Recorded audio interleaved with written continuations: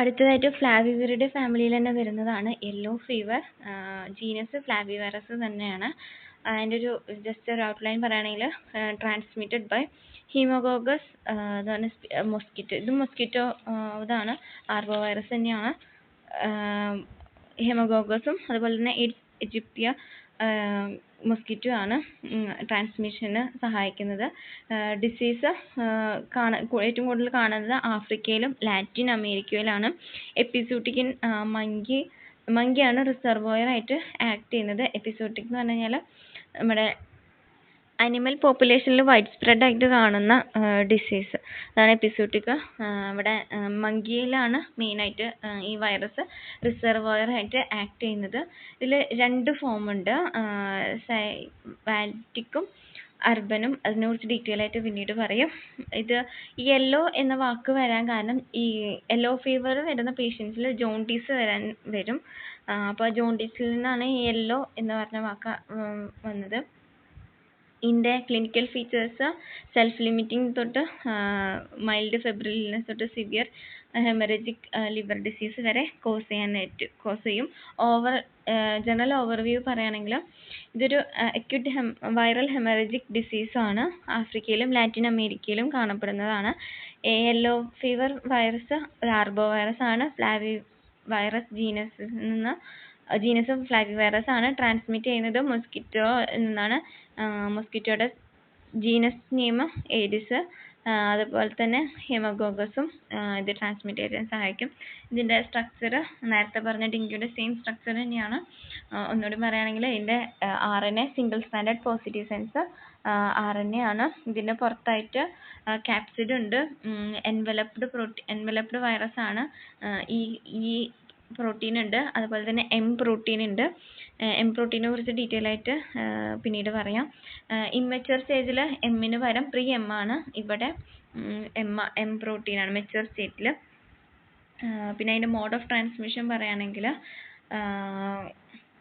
ഇതിൽ നേരത്തെ പറഞ്ഞ കേസ് പോലെ തന്നെ ഇതിൽ ഉണ്ട്, ഉണ്ട്, ക്യാപ്സിഡ് ഉണ്ട്, അതുപോലെ തന്നെ നോൺ സ്ട്രക്ചറൽ ആയിട്ടുള്ള പ്രോട്ടീൻസ് ഉണ്ടായിരിക്കും. മോഡ് ഓഫ് ട്രാൻസ്മിഷൻ പറയുകയാണെങ്കിൽ യെല്ലോ ഫീവറിൽ mode of transmission 3 type transmission സൈക്കിളാണ് ഉള്ളത്. ട്രാൻസ്മിഷൻ സൈക്കിളിൽ ആദ്യത്തെ സൈക്കിൾ പറയുന്നത് സൈൽവാറ്റിക് അല്ലെങ്കിൽ ജംഗിൾ യെല്ലോ ഫീവർ എന്ന് പറയും. രണ്ടാമത്തെ ഇൻ്റർമീഡിയറ്റ് യെല്ലോ ഫീവർ എന്ന് പറയും. മൂന്നാമത്തെ അർബൻ യെല്ലോ ഫീവർ എന്ന് പറയും. അപ്പോൾ നമ്മുടെ സൈൽവാറ്റിക് അല്ലെങ്കിൽ ജംഗിളിൽ കേസ് പറയുകയാണെങ്കിൽ ഈ കേസിൽ നമ്മുടെ ട്രോപ്പിക്കൽ റെയിൻ ഫോറസ്റ്റ് കൂടുതലും ജംഗിളിലാണ് കാണുന്നത്. അതിനാണ് ജംഗിൾ യെല്ലോ ഫീവർ എന്നും കൂടി പേര് വരാൻ കാരണം. ഇതിൽ നമ്മുടെ മൊസ്കിറ്റോ നേരത്തെ പറഞ്ഞായിരുന്നു, നമ്മുടെ റിസർവോയർ എപ്പോഴും മങ്കിയാണെന്ന് പറഞ്ഞായിരുന്നു. നോൺ ഹ്യൂമൻ പ്രൈമേറ്റ്, അതായത് മങ്കി ആണ് എക്സാമ്പിൾ ആയിട്ട് വരുന്നത്. മങ്കിയിലാണ് ഈ വൈറസ് റിസർവോയർ ആയിട്ടിരിക്കുന്നത്. ഒരു ഇൻഫെക്റ്റഡ് ആയിട്ടുള്ള യെല്ലോ ഫീവർ വൈറസ് പോസിറ്റീവ് ആയിട്ടുള്ള ഒരു മങ്കിയിൽ നിന്ന് മൊസ്കിറ്റോ ത്രൂ വേറൊരു മങ്കിയിലേക്ക് ഇൻഫെക്ഷൻ ട്രാൻസ്മിഷൻ നടക്കും. ഇവിടെ ഈ മൊസ്കിറ്റോ കൂടുതലായിട്ടും ജംഗിളിൽ കാണുന്ന ആ മൊസ്കിറ്റോ സ്പീഷീസ് ഹീമോഗോഗസ്. സൗത്ത് അമേരിക്കയിലാണെങ്കിൽ ഹീമോഗോഗസ് ആയിരിക്കും, ആഫ്രിക്കയിലാണെങ്കിൽ ഏഡിസ് അഫ്രിക്കാനസ് ആയിരിക്കും കാണുന്നത്. ഇനി ബൈ ചാൻസ് നമ്മുടെ ഒക്കേഷണലി നമ്മുടെ ഹ്യൂമൻസ് വർക്കിന് വേണ്ടിയിട്ട് അല്ലെങ്കിൽ ഫോറസ്റ്റിലൂടെ ട്രാവൽ ചെയ്യുന്നവർക്ക് ഈ മൊസ്കിറ്റോ ബൈറ്റ് വഴി ഹ്യൂമൻസിനും ഈ ഡിസീസ് ട്രാൻസ്മിഷൻ നടക്കുന്നുണ്ട്. അടുത്ത വരുന്നത് ഇൻ്റർമീഡിയറ്റ് ആണ്. ഇൻ്റർമീഡിയറ്റ് പറയുമ്പോൾ ഇത് കൂടുതലും ആഫ്രിക്കയിലായിട്ടാണ് കാണുന്നത്. സെമി ഡൊമസ്റ്റിക് ഏരിയ, ആ ഒരു ഏരിയയിലാണ്, സെമി അർബൻ ഏരിയയിലാണ് കാണുന്നത്. ഇൻ്റർമീഡിയറ്റിൽ പറയുന്നത് നോൺ ഹ്യൂമൻ പ്രൈമേറ്റ്, അതായത് മങ്കിയിലും ഹ്യൂമനിലും മൊസ്കിറ്റോ ബൈറ്റ് ഇൻഫെക്ഷൻ ട്രാൻസ്മിറ്റ് ചെയ്യുന്നുണ്ട്, വൈറസിൻ്റെ ട്രാൻസ്മിഷൻ നടക്കുന്നുണ്ട്. ഈ സെമി ഡൊമസ്റ്റിക് ഏരിയ അല്ലെങ്കിൽ സെമി അർബൻ ഏരിയ എന്ന് പറഞ്ഞാൽ അവിടെ ഹ്യൂമൻ പോപ്പുലേഷനും ഉണ്ട്, അതുപോലെ തന്നെ ഈ അനിമൽസിൻ്റെ പോപ്പുലേഷനും ഉണ്ട്. ജംഗിൾ എന്ന് പറഞ്ഞു കഴിഞ്ഞാൽ കൂടുതലും അനിമൽസ് മാത്രമല്ലേ ഉള്ളൂ. നമ്മൾ ഹ്യൂമൻസ് ബൈ ചാൻസ് പോകുന്നവർക്ക് മാത്രമേ അവിടെ ഡിസീസ് ട്രാൻസ്മിഷൻ നടക്കുന്നുള്ളൂ. ഇൻ്റർമീഡിയറ്റിൽ പറയുകയാണെങ്കിൽ അവിടെ ഒരു human population low human population ഉണ്ട്, അതുപോലെ തന്നെ അനിമൽസിൻ്റെ പോപ്പുലേഷനും ഉണ്ട്. അപ്പോൾ മൊസ്കിറ്റോ ഹ്യൂമൻസിനും അതുപോലെ തന്നെ നോൺ പ്രൈമേറ്റ്സിനും ഇൻഫെക്ഷൻ കോസ് ചെയ്യും. ഇവിടെയുള്ള ഹ്യൂമൻസ് അർബൻ ഏരിയയിലേക്ക് പോകുന്നു. അടുത്തത് നമ്മൾ പറയുന്നത് അർബൻ ഏരിയ ആണ്. അർബൻ ഏരിയ എന്ന് പറയുമ്പോൾ ഇവിടുത്തെ ഹ്യൂമനും മൊസ്കിറ്റോയും തമ്മിലുള്ള ട്രാൻസ്മിഷൻ ആണ് നടക്കുന്നത്. നമ്മൾ ഡെങ്കി വൈറസ് പറഞ്ഞ പോലെ mosquito to human, human to mosquito, ആ സെയിം ട്രാൻസ്മിഷൻ മെത്തേഡ് തന്നെയാണ് ഇവിടെ നടക്കുന്നത്. അർബനിൽ കൂടുതൽ കാണുന്നത് ഏഡിസ് ഈജിപ്തിയ എന്ന മൊസ്കിറ്റോ സ്പീഷീസ് ആണ്. അത് ത്രൂ ആണ് ട്രാൻസ്മിഷൻ നടക്കുന്നത്. പിന്നെ ഡെങ്കി ഫീവറിൽ നമ്മൾ പറയാനായിട്ട് വിട്ടുപോയ ഒരു ടോപ്പിക്കാണ്, പറഞ്ഞായിരുന്നു, ഡയഗ്രാം വെച്ച് ഒന്നുകൂടി എക്സ്പ്ലെയിൻ ചെയ്യാം. മൊസ്കിറ്റോ ആയിരിക്കും ട്രാൻസ്മിഷൻ നടക്കുമ്പോൾ മൊസ്കിറ്റോ ബ്ലഡ് മീലിൻ്റെ സമയത്ത് മൊസ്കിറ്റോയിലേക്ക് വൈറസ് എൻ്റർ ആയതിനു ശേഷം അത് മിഡ് ഗട്ടിൽ, ഈ ഡയഗ്രത്തിൽ കാണുന്നുണ്ട്, മിഡ് ഗട്ടിൽ ചെന്നിട്ടാണ് അവിടെ നിന്ന് റിപ്ലിക്കേഷൻ നടന്നതിന് ശേഷം അത് ഡിസിമിനേറ്റ് ചെയ്യും സെക്കൻഡറി ടിഷ്യൂവിലേക്ക്, അതുപോലെ തന്നെ സലൈവറി ഗ്ലാൻഡിലേക്ക് ഡിസിമിനേറ്റ് ചെയ്യുന്ന ഡയഗ്രമാണ് ഇതിൽ കാണിച്ചിരിക്കുന്നത്. ആ സെയിം മെക്കാനിസം, സെയിം പ്രോസസ്സ് തന്നെയാണ് നമ്മുടെ യെല്ലോ ഫീവറിൻ്റെ കേസിലും നടക്കുന്നത്. അർബൻ ഏരിയയിൽ ഹ്യൂമൻ ടു മൊസ്കിറ്റോ ട്രാൻസ്മിഷൻ, ബാക്കിയുള്ള ജംഗിളിലാണെങ്കിൽ നോൺ ഹ്യൂമൻ പ്രൈമേറ്റും മൊസ്കിറ്റോയും തമ്മിലും, ഇൻ്റർമീഡിയറ്റിലാണെങ്കിൽ നോൺ ഹ്യൂമൻ പ്രൈമേറ്റ്സും അതുപോലെ തന്നെ ഹ്യൂമൻ പ്രൈമേറ്റ്സിലേക്കും നടക്കുന്നുണ്ട്.